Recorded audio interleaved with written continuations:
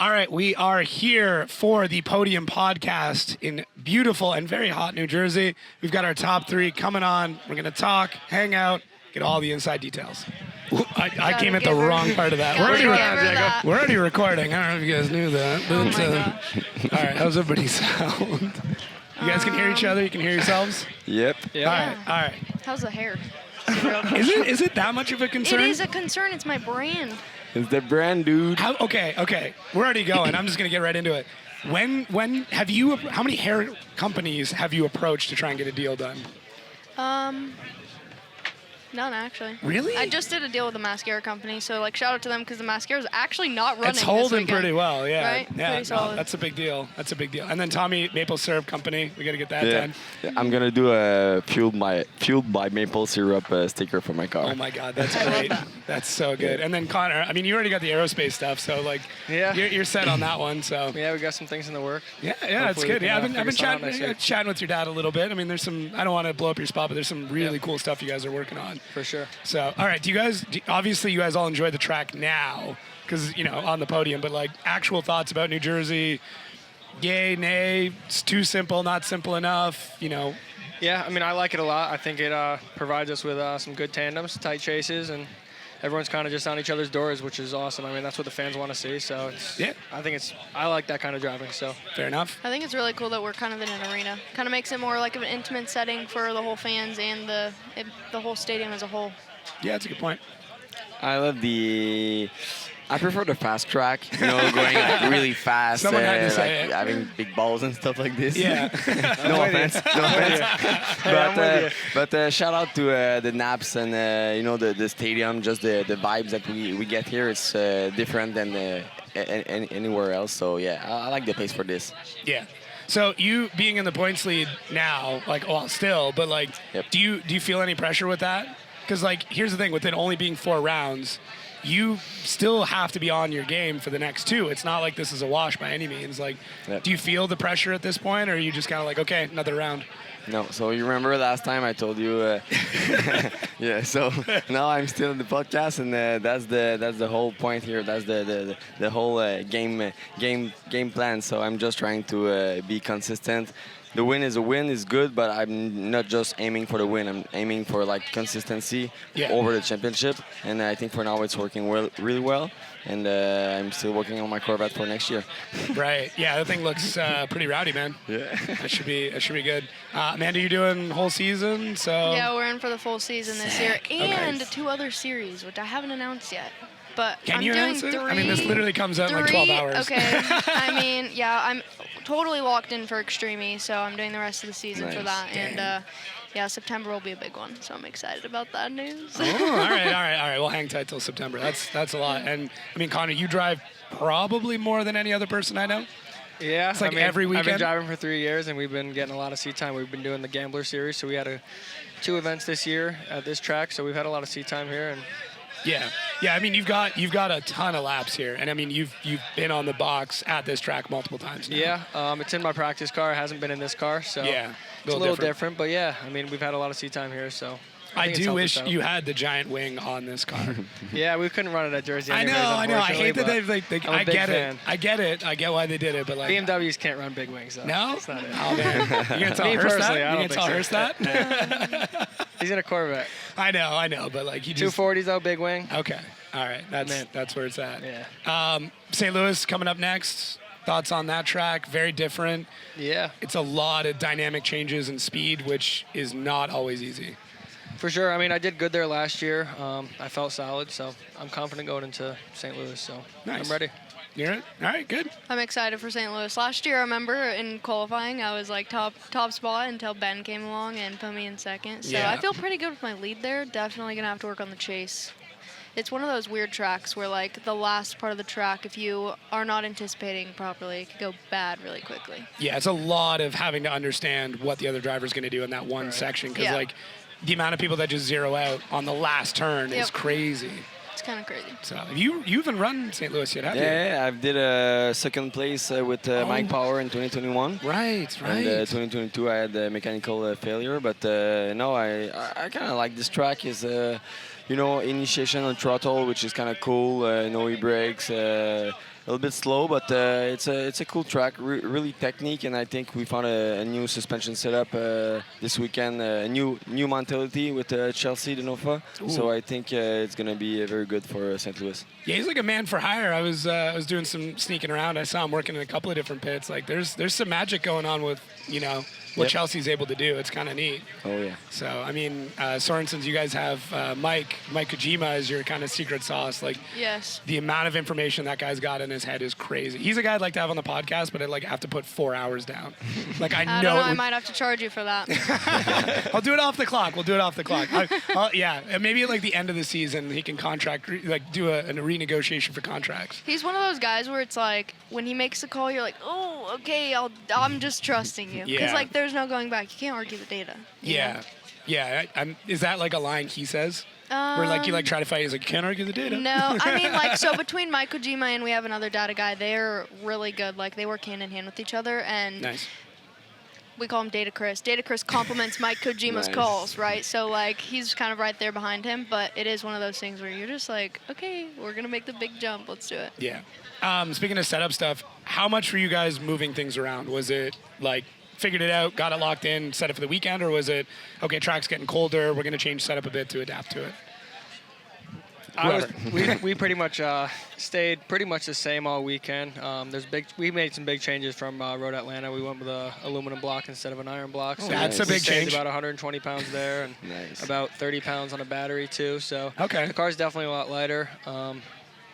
Yeah, we knew the track was gonna get grippier through the night, and I just changed my driving style for that, and kind of just left it the same and let the car be faster throughout the night. So That's fair.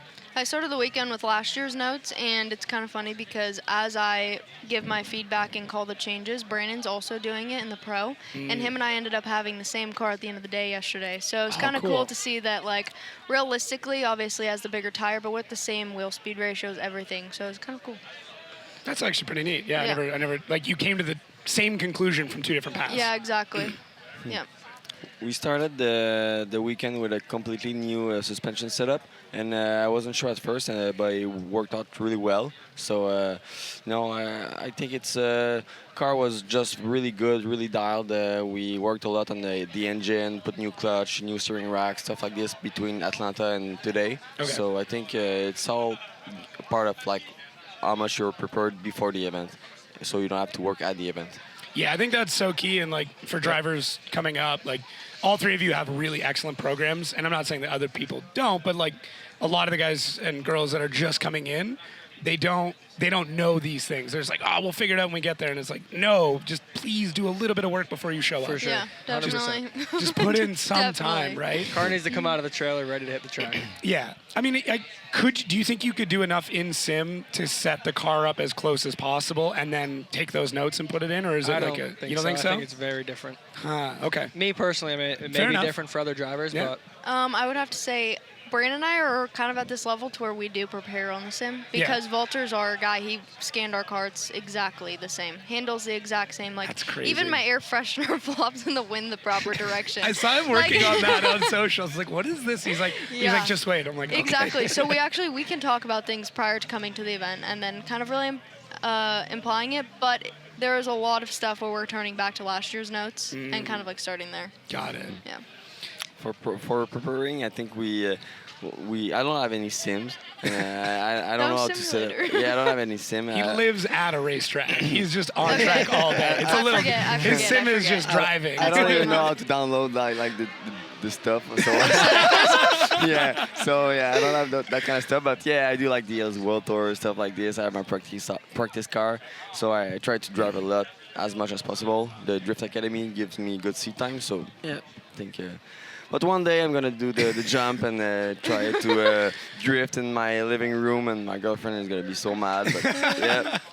Someone teach him how to download things. Like, no, it's interesting. I think what it comes down to is seat time, whether you can do it virtually or, physically. Like, that's one of the biggest barriers that a lot of drivers have, right? And I think if you can get it in a sim, that's close. It's not perfect, but it's closer, right? Like, I'm sitting next to 3 drivers that drive in some way almost every weekend, almost every day. So there's something to be said about that amount of experience and the fact you're all standing on the podium.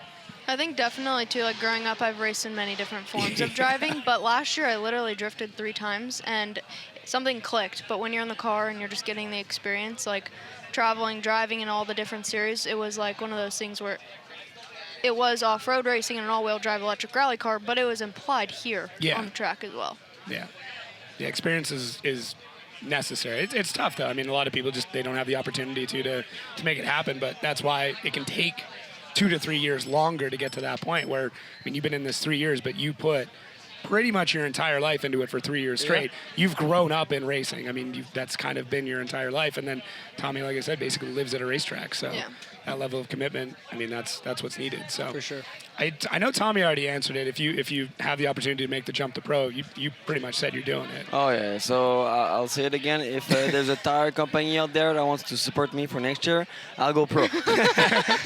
so that's basically all what I need. I need more support, financial support, and maybe a tire company that will be really great. But yeah, I want to go pro. I think we all want to go pro, but yeah, I'm ready. Amanda's got a lot of commitments. I think you would make the jump, maybe not a whole season. Honestly, I consider it, and I think about it a while ago when I had said I wouldn't go pro until winning a championship. I kind of had to backwards myself on that because now there's so many drivers, and it's kind of a little bit more complicated to actually. I feel like we have a wider range of talent in our Prospec field now. Right. You know what I'm saying? So there is that, there's that chance that I might go pro, but I don't need to attend all rounds. And the other people that are in pro have kind of showed me good ways to do it. Yeah, okay. So, I mean, maybe, but I got Cameron coming up right behind me. It's so, like, scary. he literally won his Pro-Am event, his first Pro-Am event last weekend in Colorado. Yeah, which means we would have 2 Prospec cars and a pro car running next year, or 2 pro cars and a Prospec car. So Nice. we'll figure it out. So is that confirmed that he's going to make the jump to Prospec next year, or? At this rate, yes. Yeah. Nice. Okay. Yeah. I mean, as of right now, he's 12. Brandon went into Prospec. Brandon went into Prospec when he was 13? 13, I believe. yeah. So Cameron turns 13 in August. So we'll see who gets the record. I don't know. Nice. A little competition isn't in the that family. crazy? Huh? Yeah. That's wild.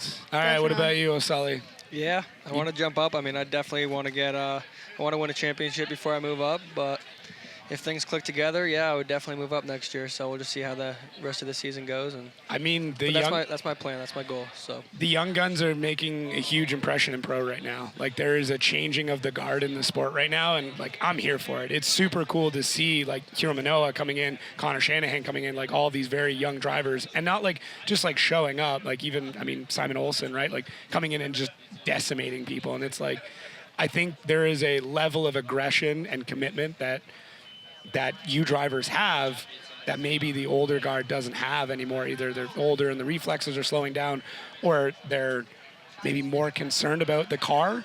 Whereas watching all of you drive, like, there is no care about what happens to that vehicle. I would have to say being on the back end of it and just like always being involved in a lot of the pro rounds, it's crazy to see the relationships that are among most of the pro drivers that are young. Like, we kind of have a big group of us now, but it's fun when you're driving against your friends versus driving against strangers, and I think that that's kind of what you're starting to see, because he's not going to be mad if I get up on his door, right? Like, we're here to have fun, right? Brandon and Connor. Like, exactly. Arguably one of the greatest battles we've seen in drifting. And it was crazy, because, like, their friendship was... It was there. It was shown on track, which was awesome. Yeah, it was. It definitely was, right out the window. Him and Simon, too. Like, Brandon he's that finger, bro. He's got to put it away. We got to tighten those arm straps a little. Right? Kevin's going to be coming over. Oh, that's awesome. All right, last question. I'll let you guys go because I know you want to go party and take off all the champagne-covered suits.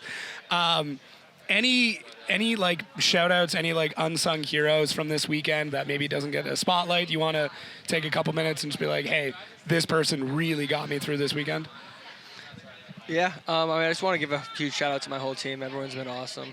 And then Josiah over at FDF, the car felt great, and he's helped us out a lot with that.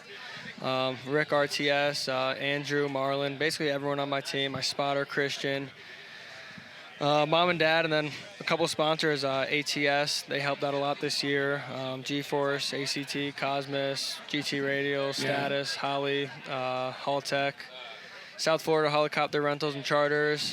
That's a cool hopefully one. I'm not forgetting too many. Man, you gotta start flying into events. I know, I'm just saying. But yeah, everyone that helps me out and supports me, I appreciate it a lot. So that's awesome. Definitely, for sure. I know I have a really big team, and it's crazy because I feel like I am always just like wrangling the circus. But I know. I wish I didn't name them because I'm gonna watch it later. I'm like, damn, I forgot this person. Forgot this person. Insert names here. The whole team. But everyone. yeah, literally everyone. I would definitely have to say, starting with my brother in the spotter stand, and just being a very good example of what I need to do and talking me through everything. I'm very good at getting in my head, and Brandon does a very good job at just making sure I can be calm and kind of talking me through what I need to do, right? It's only 3 turns, so just hit the gas like that. I mean, like, that's really his advice. But my dad, he pushes us, and it's crazy. A lot of people on the outside don't see the work that's put in between my family. Brandon and I were given a great blessing to go into this at a very young age, and there's a lot of work that's been put into it, a lot of tears. I mean, a lot of people don't understand, but like I do all the partnerships. I make sure we look good. I design the race suits. Brandon makes sure the car gets to the track. My team, James, who oversees my whole entire crew. But it's just crazy, and I definitely have to say, like Ken, a guy that lives on the street, builds some super awesome engines for us, and we're always just revving through these engines, especially Cameron. Yeah. Even Cameron, I would have to say, like, Cameron just always nagging me saying, hey, I could do better, I could do better. Oh, I got 3rd place last weekend, so what are you going to do this weekend? Well, I went up to Brandon and Cameron both. I'm in 2nd, so let's go. And also the man upstairs, I would have to say these are more blessings than achievements, so. That's a good way of putting it. I like it. Nice. Well, yeah, I think if I want to say one shout out to someone who is not really there but it's still there, it's my tuner, Sam. He stays in because he has too many jobs to do. He stays in Quebec in Canada, but he's always available when we call him. We log into the car and he can adjust the tune. And every time he's watching, every time he's there, he's available for us. But at the track, I think.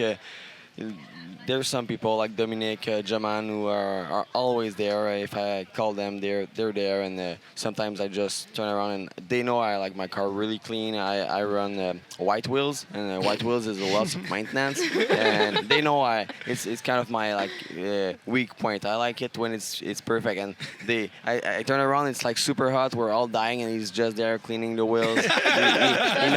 He knows it's good for my mental and all that stuff. So yeah, I think it's really not just the drivers, it's really the team. And Mike Reich worked like more than 25 hours in the car. I was just like, oh my God, why is there so many jobs we have to do? Because we won in Atlanta. We didn't break anything, but we had to like redo the whole car. So, and last shout out, I think Chelsea Denova, he jumped in the team, and it really made a big change. I was kind of like no more faint in the S chassis, and now I can see that like it was just us. And Still had some room to go, huh? Yeah, the S chassis can be really good, and we're gonna start from there and just go even further with that. Nice. All right, get out of here. Go enjoy. Have some drinks. Go party. Thank you. Congrats again, everybody. All right, thanks again for tuning in. I really appreciate it. Thank you to our competitors for taking a bit of time after. I know they want to go party. I know they want to be excited, but they'll get to it. They'll get to it. We got to get all the info and all the dirty details. So thank you again for watching. Really, really appreciate it, and make sure to tune into everything. If you listen to this one right now, the pro one's coming up, and obviously it hasn't happened yet, but looking at that bracket over there, I think it's going to be spicy.